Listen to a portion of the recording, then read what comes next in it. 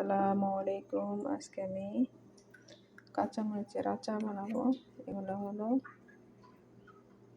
কাঁচামরিচ আর পাকা মরিচ, আর এটা হলো রসুন ব্লেন্ডার করব। আমার রসুন আর কাঁচামরিচ ব্লেন্ডার করা হয়ে গেছে। তেল দিয়েছি, সরিষার তেল আমার কাছে নেই, জায়তুনের তেল আছে। এখানে কালি জিরা দিতেছি,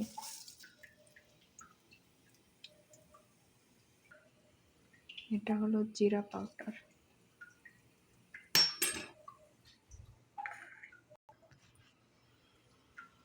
লবণ, হলুদ,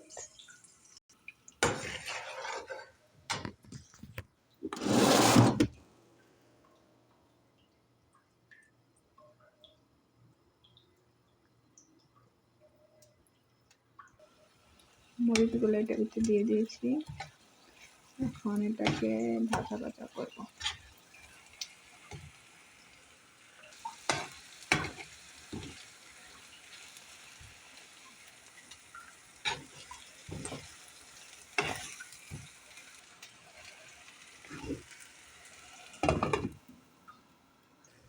আমার আচার হয়ে গেছে, এখন এখানে রাখবো বয়মে।